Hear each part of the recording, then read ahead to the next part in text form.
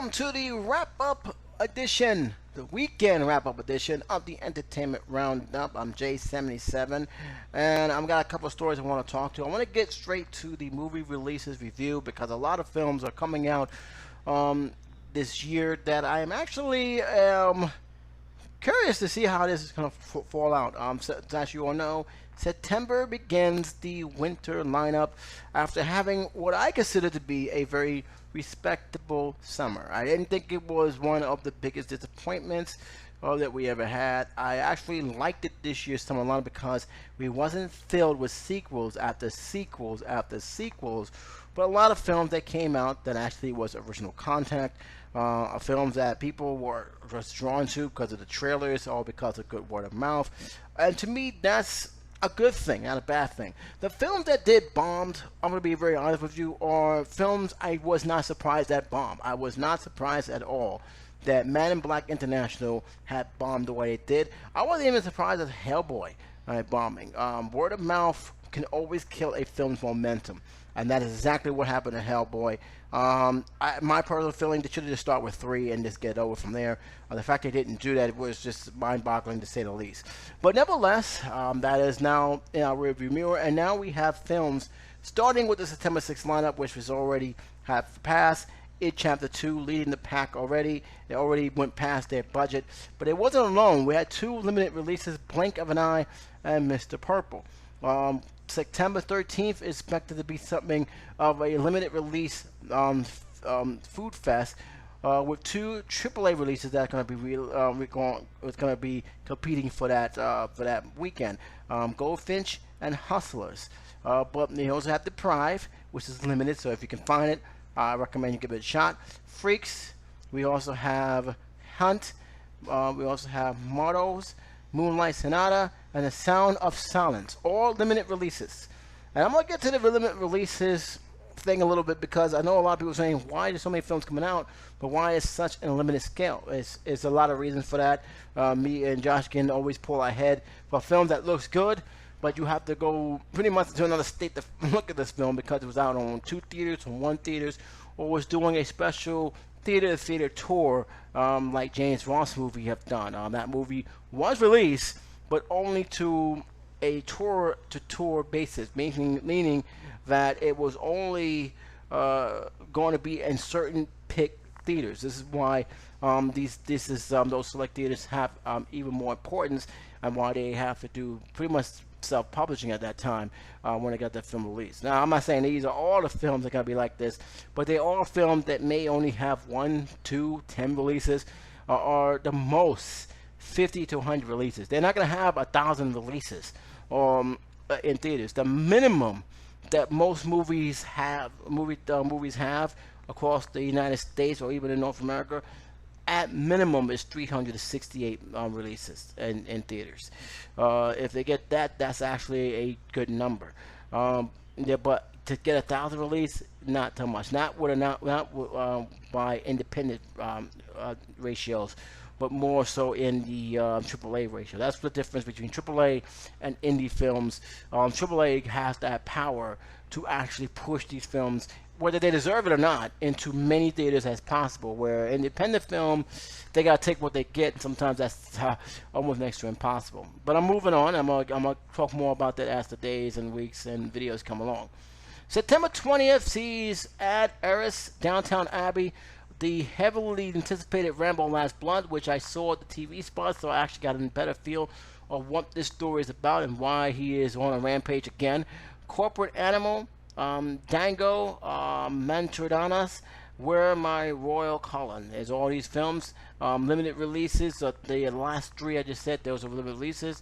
The top 3, of course, you know, are AAA releases. Abominable on September 27th kicks off the animation for a lot of people. Judy, also a AAA release, but they have a whole ton of films that are limited releases. Now, one of them happens to be The Day Shall Come, Death of Dick Long, Extraordinary, First Love.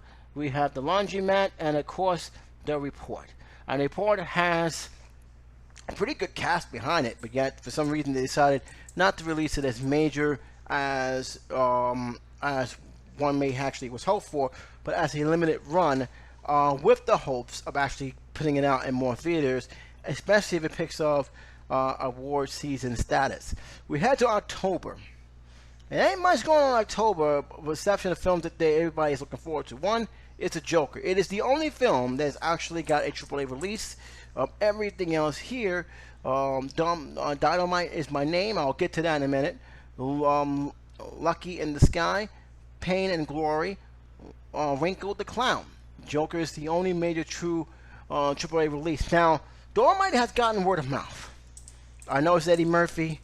I also know that a lot of people are saying this is his best role to date in a long, long time, and being the fact that he hadn't had a hit film in almost 10 years, that says a lot. It says a very, very lot about the role he had picked with this movie. It does fit his character and charisma, but I'm going to tell you right now, he's going to be hampered by one thing and one thing only. This is a Netflix release, and Netflix like to have their cake and eat it too when it comes to films that they're trying to push for awards and in theaters. This has been a very serious situation with them. Now the problem is, like the last time with Beast of Nation, if this film comes out in both platforms, the chances of this film, even if it's award worthy, which is something you're hearing a lot with this film lately, and I get a little annoyed when they do this, because we haven't, the official award season started yet. If this is a award worthy, it's going to be hampered by the fact is that you have a lot of people, whether they're right or wrong, who still thinks these films should not deserve to be put in the same value of a film that was out in theaters, they had a nice run in theaters, and not where it was in theaters, but it was also where you can just stay home and watch it on demand. And that's been something that I think Netflix needs to address. They need, if they're gonna make films aiming for the awards or films that they want to release in theaters, have these films released in theaters for a few weeks or a month before putting them on Netflix. Why putting it out at the same time it hurts the point. Don't put it out at the same time. But Dolomite, I don't know. It is a limited release, and for good reason. Of course, it's going to be video on demand, and that's going to be pretty much going to be hampering any chances for them if they were serious about putting this in theaters. October 11th, of course, you're going to have the Addams Family. Addams Family have not yet been released, not in October the 3rd. Addams Family film that got a major release. The other two, of course, were live action. You had Gemini Man. You had Dexy, I believe that's called, the Dead Center, High Sprung Free Dance, The King, Parasite. Now, Addams Family, Jeremiah Man with Will Smith, and Dexy has major releases. Everything else I just said is not. Jeremiah Man looks very interesting. I've seen the trailer, but I'm really looking forward to seeing the Addams Family animation film because it looks beautiful. It looks like it's following the original Macabre. It looks like it has something to say a lot more than I think some of the films that's coming out. That's just my opinion. We have one of the oddball movie releases. I haven't seen this in years. Normally, we see films like this being released on Sundays, sometimes Saturdays. This film is being released on Tuesday, and that's Jay and Silent Bob Reboot. My feeling on it is, no, I don't have a feeling on it. I really don't think this film's going to be that good. I saw the trailer, wasn't impressed, but there is a fan base that he has with the Jay and Silent Bob series, more so than the Tux sound trilogy that he's working on. Yes, there's going to be a third one. When it's going to come out, I do not know. But this is a film that he's rebooting. Why is he rebooting? I don't understand. I don't think this film did need a reboot, but it seemed like they're doing the same thing they did with Jay and Silent Bob Strikes Back. And if that's the case, I don't know. I just don't know. But it's on a weird release on a Tuesday. I don't remember the last film being on a Tuesday with this release. I just don't. This is the weirdest release I've ever seen. I thought Sunday releases was weird. Of course, Les Mis was on a Sunday, and there was a gap between Les Mis and the last film that came out on a Sunday. Notably, it was on a Christmas Day, and that last film, surprisingly, was The Jungle Book. It came out on a Christmas Day, on a Sunday. So we have those oddball ones. I don't know what's going on October 15th. I just think it's one of those days they picked. Maybe this is one of those limited runs, but it does have a AAA release date. I did see the trailer. Um, so we'll just wait and see. The Friday one, October 18th, has Jojo Rabbit, uh, Maleficent, Mistress of Evil, Zombieland, Double Tap, and of course you have three um, independent limited releases on films called Greener Grass, The Lighthouse, Miss Virginia. So those are the films that will be coming out in the independent circuit later on that this year. We also have a couple films here in October 25th, Black and Blue, Countdown, The Last Full Measure. These are the films that's definitely going to be on the October's lineup. Western Star as well. These are the films that are getting AAA releases. Those are getting limited release. The Current War, Frankie, and the Kill Team, and Synonymous. So those are the films that are coming out on the 25th of October. We now push right here to the November lineup. We have Arctic Dog. Arctic Dog is a film that's coming out this year. I do not like the poster. I'm just keeping it real. It looks like a bad animated film. Maybe I'm wrong. I'm hoping I'm wrong, but it does look like Norm of the North to me. It just smells like it. Motherless Brooklyn, Terminator Dark Fate, which either you're a fan of the Terminator Dark Fate or not a fan, kind of worried about where they're going with the storyline with this. But that has a November release. Not a summer release, a November release, so they're actually going back to that holiday situation. Limited releases, Burden, Harriet, The Irishman, and Wave. Those are the films that are coming out as well on limited releases basis. We have a November 6th Wednesday release, just one film, The Marriage Story. That film is coming out on Wednesday, November the 6th. On Friday, November the 8th, we got a couple of films that are coming out. One limited release, and that's Honey Boy. Everything else is AAA. Doctor Sleeps, Last Christmas, Midway, Playing with Fire is a fireman family film, and those are the films that are coming out. You can see right here as we go down, you see a lot of family films coming out, a lot of holiday films being pushed into the forefront, as well as films they are pushing for the award shows. On November 22nd on Friday, it's going to be interesting. 21 Badges, A Beautiful Day in the Neighborhood will also compete with Frozen 2. A limited release is Dark Waters. Now, I'm actually kind of surprised he actually decided to go through with this. I thought that we would not get anything else but the documentary. Well done documentary, if I may say so. So I was kind of surprised when I saw a trailer with Tom Hanks playing Mr. Rogers. It looks good. I mean, it looks like they're keeping the spirit of this film, but a lot of people who are fans of Mr. Rogers' Neighborhood are worried. And I think that in the trailer, I think the lady echoes everybody's concern. Don't kill our childhood. Everybody is concerned about that. But you got Tom Hanks in there, and Tom Hanks is a well-professional actor. So my worries is very, very lessened. And what I'm seeing about it, it does definitely feels not PG-ish, but even G. It definitely feels like they captured what this film is supposed to be doing. So I'm actually gonna give it a shot. I actually did. I didn't think that the documentary was necessary, but it was there, and it done justice to the man, this wonderful man who have actually gave a show and actually represent what his shows really should be all about. And I'm hoping that this movie does the same. It's gonna have a tough competition though. I don't see it beating Frozen 2. I really don't. I don't even see it beating 21 Badgers.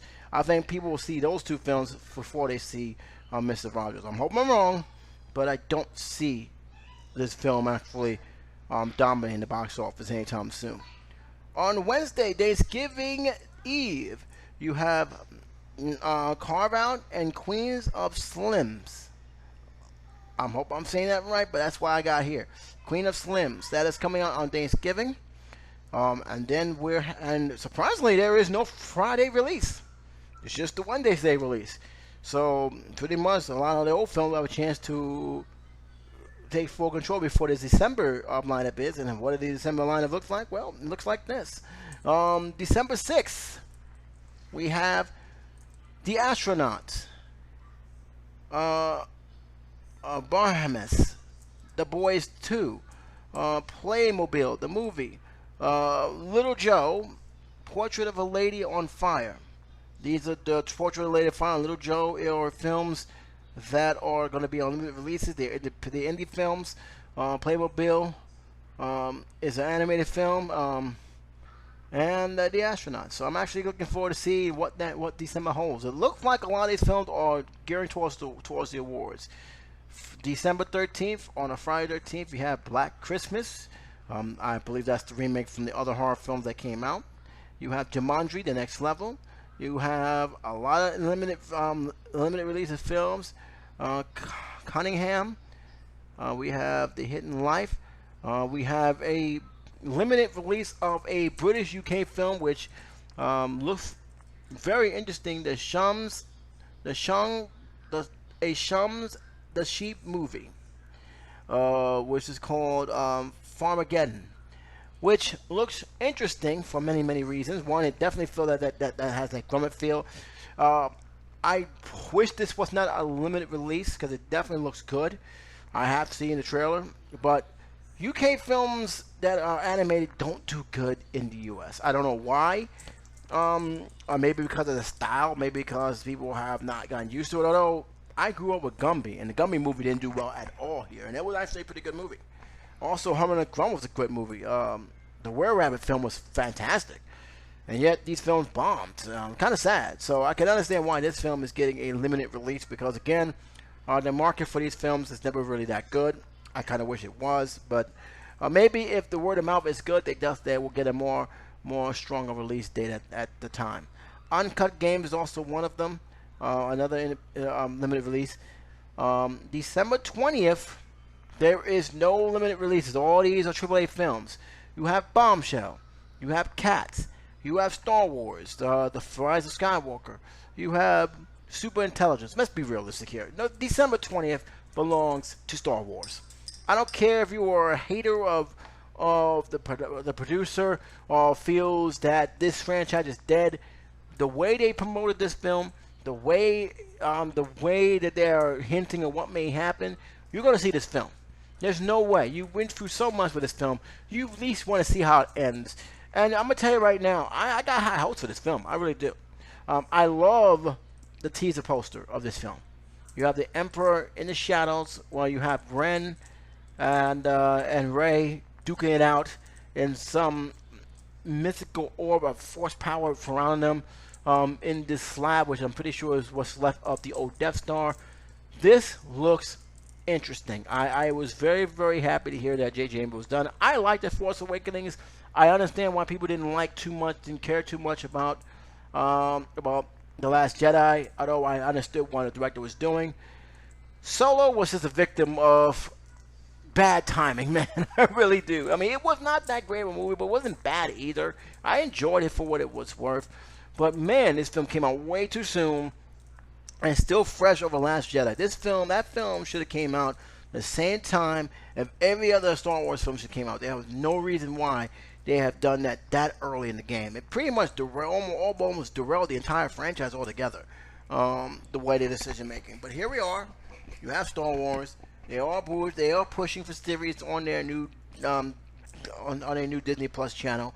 And to me, I feel that this film, if they can give you a great capper of this franchise, at least with the Skywalker saga, I think this will be well worth it. I do not see this film failing twice. I really don't. Wednesday, Christmas Day, we have a couple of films coming out. 1917, Little Women, Spy in Disguise, and Just Marry. And of course, the copping it off on the Friday will be one independent film set called Chemistry. So there you go. Again, there's a lot of films that's coming out. There's a lot of films that I actually got high hopes for. Rambo being one of them. Star Wars. A lot of films I just don't care about. Terminator Dark Fate, I will give it a shot, but again, it's not something I'm actually going to go through with that. A lot of animation films that are looking interesting, like Frozen, but there's a lot of animation films that just basically makes me scratch my head. Behind the Sky, I heard about it, as well as the other film that is coming out. So this is going to be very interesting to see what will happen as this lineup comes through. Again, there's a lot of films that's coming out as limited. And like I said before, some of the films I'm kind of surprised that has a limited release, because there are films that has a lot of strong star power, and the only thing I can only get to is the same thing I actually talk about in doing my last report of these films, is that they are hoping and banking on the award season. They're bringing their name out there. They know that these films are going to be limited, but once the talk and the buzz of the award shows come in, you're going to start seeing these films push from limited to major. Um, Again, I don't see the report, staying in the limited release schedule too long. Uh, Limited engagements probably in New York and Los Angeles and everywhere in due time. I just don't see that film doing that. I'll be stunned. But again, a lot of these films are gunning for the award show. That's the reason why a lot of these limited releases are coming out so quickly. One, to fill up the gap that the studios are leaving behind, and two, the Academy Award, the Golden Globes Award, the movie awards, whatever other awards that's coming out this year. These films are pushing for those spots. They're pushing to be recognized, and the only way they can get recognized is if they get a limited release, have these critics see it, have these critics write articles about it, as well as submit these films for viewing. So I'm hoping that this will definitely push that through. I'm only My only hope is that I hope that a lot of these limited editions get seen by the right people and get highly praised by the right people. Because again, there's a lot of great films out there, a lot of them that we probably don't even know existed because again, it wasn't pushed enough. It wasn't thrown out there enough. And to give you a perfect example, let's go back to January of 2019. Let's go right there and ask yourself, did anybody heard of Sergeant Will Grennan? If you did, you're one of the very few. Anybody ever heard of, let's just put it this way, Kings of Thieves? If you did, you're one of the very few. The Wild Pear Tree. Alright, nobody's reviewing on YouTube. Nobody's reviewing it on television. Nobody's talking about it. So this is what I mean. AAA films, yeah, they get talked about a lot. They got the money, they got the resources, they got the backing. A lot of these independent films don't. So they only can go by pretty much either word of mouth or putting it in a theater where a strong demographic of indie film goers will see it. New York have a couple of them. They got a pretty good bunch in New York. So I wouldn't be mind looking forward to seeing one of these films when I go back down to New York. Still got to find one in New Jersey, which is almost hard. New York and New Jersey are two different animals when it comes to theaters. But I'm still looking. Still looking. But that's the films that's lined up that is here. They also has the lineup of the 2020, but I'm going to leave that for later. And the reason why is very simple. I like to do that when 2020 actually comes and we look at it because, again, the schedule can change. It happens a lot. You'd be surprised what movie was there and then was removed from the schedule entirely. So it can change. These movies can change as we speak. So, but there are films that are very interested here, especially Little Women. I'm actually curious how they're going to do how that take it. I've seen the one that was done 25 years ago. Kind of curious how they're going to do this one, as well as Charlie's Angels, for one reason and one reason only. And Charlie's Angel is not on this release, of course, but Charlie's Angels is a summer release. I'm just going to get that straight up. I want to see how Kristen Stewart makes her comeback from AAA films. Even though she never really left, she has done a lot of great work in the independent circuit. I want to see her do well here, back in the AAA circuit. I'm actually looking forward to seeing her come back. Now let's get on to some interesting news here. I had to get that out the way. Facility Hoffman may be facing 1 month in prison, which is a joke to me. According to NTE News, Hoffman may face 1 month's prison time and a $20,000 fine for her role in a college admission scandal. That is something that has been talked about on a recent basis, on a long term. My feeling towards this, she did plead guilty. So she right now, her life is in her life is now in the hands of the prosecutor and the judge. The judge can choose to give her a longer sentence or choose to suspend a sentence or looking at a month. Like I said, I never once felt. This is why when people say, "Oh, they may face 20 years in prison," I see it when I believe it. I see it when I believe it. When anybody says they're having all these charges up and they may face 40 years or 50 years in prison, I never once buy into that. Even if they was found guilty, blue trial, I never see these celebrities getting that. One, getting these type of charges. One, let's be realistic here, is a nonviolent crime. Are you going to give somebody who had a nonviolent crime more time than the person who committed murder, who committed sexual assault, who committed battery? No, that's ludicrous.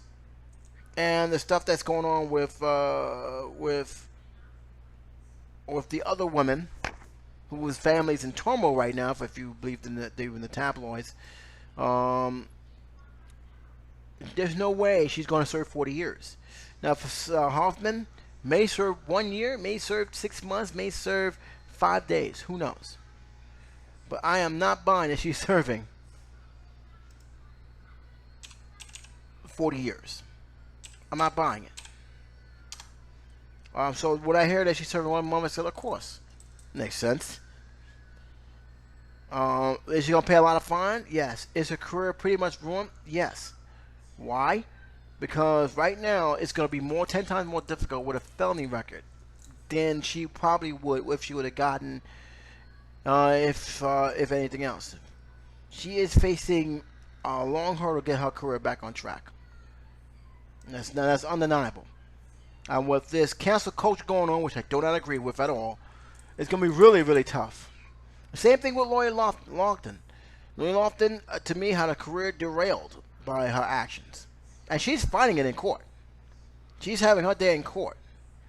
And even her old colleagues have said that there's no way that she should be serving 40 years for a crime that doesn't constitute 40 years. Now, again, this is a federal charge. And, a fraud, using the mail to commit fraud is a very serious offense. And yes, they do have harsh penalties. But again, we also got to take into consideration that this is a non-violent crime.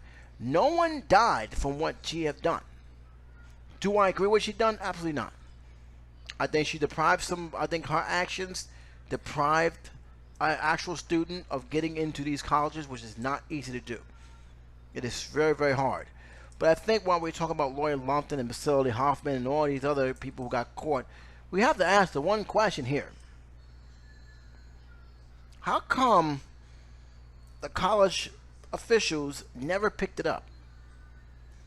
You mean to tell me they don't look at the attendance record? They don't look at who's actually legit or not? You know how hard for me to get in my college, and not even a major college. ASA is a community college almost. 2 years. And it took me a lot of paperwork, a lot of IDs, a lot of even a reference for me to get into that college. It is not simple as one may think it is. Somebody should have done their homework. And I go on the feeling, I feel that these colleges know more than what they are. And it's been going on a lot longer than what I think people realize. So that's my feeling on the whole thing. I don't think that this whole thing is going to, by the time this year is over, I don't see it dragging no more than another 6 months. 8 minimum. Or maximum. Sorry. But I don't see this going any further than that. I don't think Lori Loughlin is going to be serving 40 years. I'll be surprised to even serve 7 years. But I do see her serving something. If she is convicted, I think she's going to eventually take a plea deal, pay back the money that she owes. But I don't see her serving no worse than probably a couple months, maybe a year in prison. If she serves more than 10 years in prison, I'll be deeply shocked, and I do think there's grounds for appeal. So let's see what happens. I could be wrong. Little quick news and wrestling news. I hope Kylie Ray is okay. There has been reports that she actually quit ECW after appearing on one show. There was multiple reports of her having some medical issues. It was then reported that from the owner himself, Tony Khan, said that she is no longer on the roster. She has asked for release and they granted it. There has been no hard feelings. That's a good thing. This comes out to light when she actually deleted her Twitter channel, Twitter feed. I don't know if it's back up. I seriously doubt it because a lot of people have not talked about it. And then it was now been told that she is completely done with wrestling. She is completely retired. I'm not going to go any further than that. I wish her the best of luck. I actually was looking forward to her wrestle because it was one of those unorthodox styles that they was doing that actually I felt was working. Working more better than the librarian gimmick that they was doing, even though they're still going with it. And it's gotten better over time. Once, with patience, you can actually see, okay, this is what they're doing. And so far, it's doing well. And the lady who is playing the librarian, more so than the guy, I think the guy actually proved that he got skills in their last pay-per-view, Fight for the Fallen. The lady is talented. She's been in the business for a long, long time, so she's no rookie to this. But Kylie Ray was actually in the middle of being pushed big in that company, so it's unfortunate that the medical issue has forced her to retire, and pretty much missing out on probably one of the great gimmicks. Now, somebody told me that there are wrestling matches with her and Orange Cassidy as well as everybody else that she's been around the game. You can check it out there. I will, but I really I'm hoping that she's okay, and I hope that she'll whatever illness or whatever's going on with her, I hope she pulls through. Know that she has fans that appreciate her and also thank her for entertaining them for all this time. She's been around as well, so I hope Kylie Ray is good, and I hope everything works out. Ric Flair, I'm staying with wrestling for a minute because Ric Flair. Look, I love Ric Flair. He was my favorite bad guy. He made bad guys look fun to root for. He was out of all the wrestlers in the NWA/WCW era. He was the one I recognized immediately on television. I actually love his matches. I was very, very happy when he came to WWE the first time. They didn't utilize him as much as I thought they would. But when they did get him, he actually he done some work. But lately, we've been hearing stories about him suing WWE or threatening to sue. I don't think it's going to go that far, but he is not very happy at the fact they're using the catchphrase "the man" when he has trademarked it. According to some reports that he is trying to get compensated from WWE and they ignored him. I gotta be honest with you, if I was a WWE owner or someone working in WWE, I would ignore it too. Largely because I feel that the word "the man" cannot be copyright or claimed. But this is the United States of America. The United States rules are crazy and just sometimes stupid when it comes to these type of things, where you can actually take a simple word, or a simple phrase, and just claim on their own as a copyright material, as something that their own property. He ain't the only one that did it. Of course, Michael Buffer. You can't say, "Let's get ready to rumble," and don't expect a lawyer to knock on your door saying, you owe us some money for that, right? You got to take you to court for that because you say the word "let's get ready to rumble" in a commercialized style, and we'd have got compensated for it. We had an incident where the Fine Bros failed, largely due to their own stupidity and being honest with you, of using the word "react," a word which, if they would have had their way and went through, could have caused repercussions to a lot of reaction channels. For just by using the word "reaction" on their video. Of course, they was outed by their own stupidity. Of course, this is due to the fact that they try to do the LLMs, I believe that's what they call them, style of you come for us, bring your content to us, and you split the revenue, even though they had not said what they was going to give back in return, or they're going to give them any kind of perks, what kind of perks. It was just a poorly thought out plan with a point where they had to abandon it altogether. And a little bit of a disclosure here. That's one of the reasons why I haven't seen most of their stuff. I used to watch kids react and teens react and elders react. It was actually pretty good. It was their home version of Kids Say the Darndest Things. But hearing the stories of them, basically, trying to shut down Alex DeGeneres for something they don't own. Also being personally responsible for taking out a reaction show similar to theirs before, which, by the way, they had before then. And then the last straw being the fact that they tried that slick corporate, move to try and put a stranglehold on monopoly on something they really had no right to put a monopoly on. It was pretty much the last straw for me. I still respect them and all, but to watch their videos every time they come up, I don't do anymore. It's just that it was a big turnoff. Nothing against the young kids that participate in there. They still do their thing. They're also they're actually kind of fun to watch with them. But it was a turnoff when they did that. And it's a turnoff when I see it with Ric Flair. So really, Ric Flair, you're really going to make this into a big thing. First of all, the catchphrase that you're saying about, they're coining it to your daughter. Charlotte Flair is the only one that have used the word man, especially when it came to the game. Yes, you have Hulk Hogan saying, I used to be the man, and all the other legends there. But guess what? It is a female who they put on the cover. And the fact that I got upset to the point where he tweeted, to be the man, got beat the man, hashtag already trademarked. It's scratching my head and saying, really? We really going to go for this now? You really going to sue WWE over this nonsense? Now, I don't know if WWE is going to settle with him or not. Again, I find that very sad that it's not even Ric Flair's fault in terms of more of the government's fault. Why are the PR people allowed to use catchphrases like that as a sign of a trademark? A word, not a company name, a word, and claiming that's their own. That don't make no sense to me. Maybe you guys could show me the light of it in the comment section. Tell me why you feel this is needed to be happen. But I thought it's the most ridiculous thing I've ever seen. I really do. I do not see any reason why people could trademark that broad of a phrase. If it says Ric Flair is the man grilled cheese, or Ric Flair is this, that, fine. It has his name along with the product, what he's doing. But when you're just doing a catchphrase, the man, and then you get mad because they use the word, what about everybody else? Or other people, other wrestlers, you're gonna go after them too? It's just not a good look. It doesn't look good for him. It looks more bad for him than it would be for WWE. I really am. And I don't blame him for knowing that. Now, would it come to agreement? Maybe.